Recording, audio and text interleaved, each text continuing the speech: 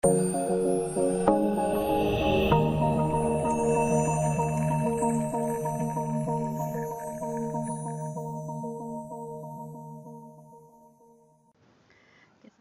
warahmatullahi wabarakatuh. Hari ini mata kuliah kecerdasan tiruan pertemuan ke-7.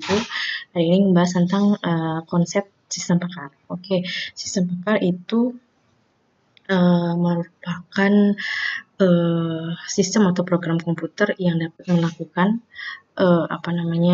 penalaran terhadap persoalan tertentu layaknya seorang pakar dalam menentukan sebuah keputusan.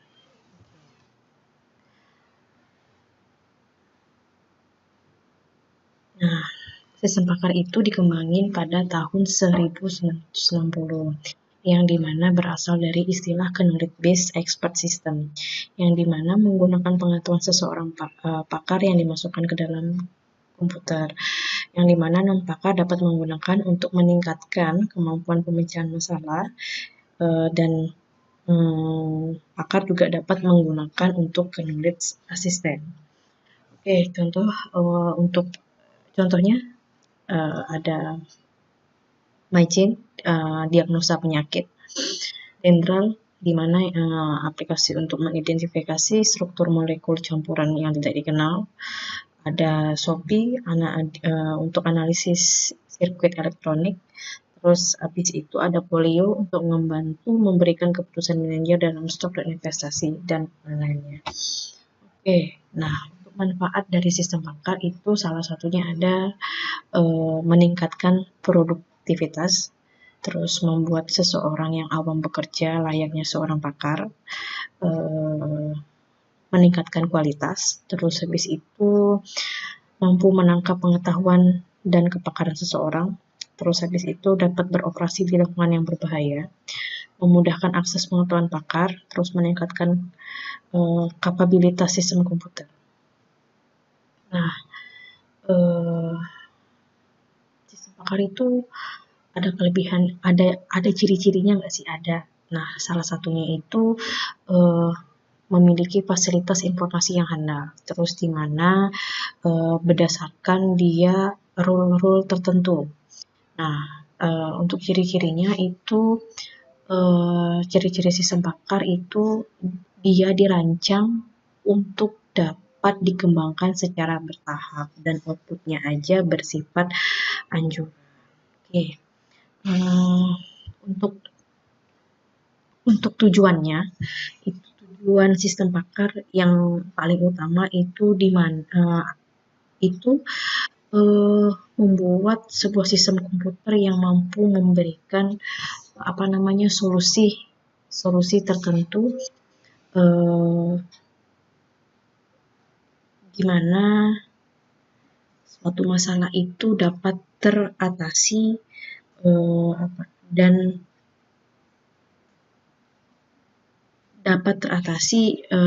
untuk meningkatkan yang namanya sebuah kualitas. Oke. Untuk kekurangan itu salah satunya butuh biaya yang sangat mahal dan untuk membuat dan memeliharanya, terus sulit dikembangkan.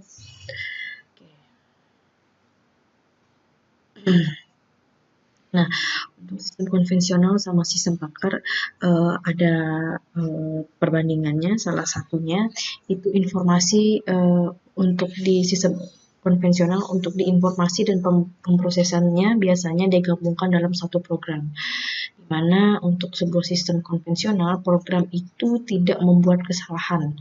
Nah, di mana biasanya tidak menjelaskan sebab input diperlukan atau bagaimana output yang dihasilkan. Terus habis itu untuk sistem konvensional, di mana sistem itu hanya bisa beroperasi setelah lengkap atau selesai. Terus perubahan programnya itu sangat sulit, di mana untuk manipulasi data itu besar banget kalau untuk di sistem konvensional. Terus datanya yang digunakan itu data kuantitatif.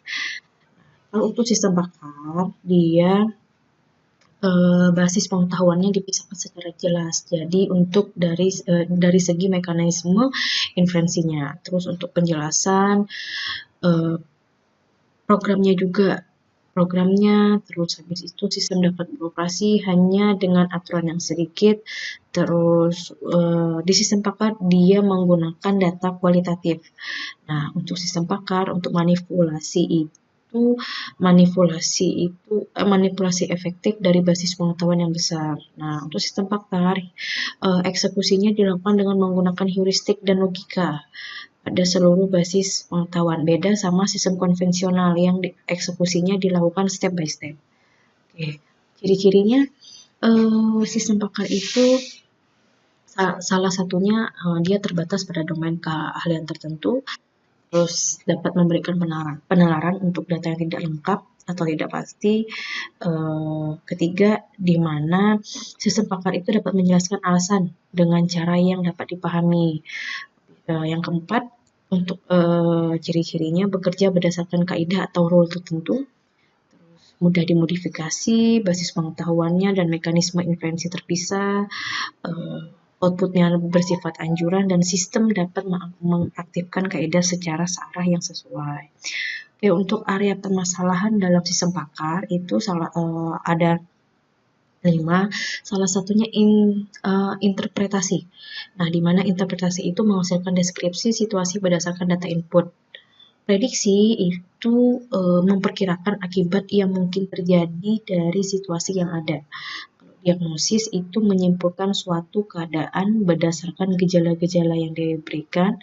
Untuk desain melakukan perancangan berdasarkan kendala yang diberikan. Planning merupakan merencanakan tindakan yang akan dilakukan. Nah, dan monitoring, dia membandingkan hasil pengamatan dengan proses planning. Debugging, menentukan penyelesaian dari suatu kesalahan sistem. Untuk reparasi, dalam sistem pakar itu di mana melaksanakan rencana perbaikan, instruction-nya melakukan instruksi untuk diagnosis, debugging dan perbaikan kinerja. Untuk kontrol, di mana melakukan kontrol terhadap hasil interpretasi, diagnosisnya, debugging, monitoring, dan perbaikan di sistemnya. Nah, untuk struktur seperti ini, user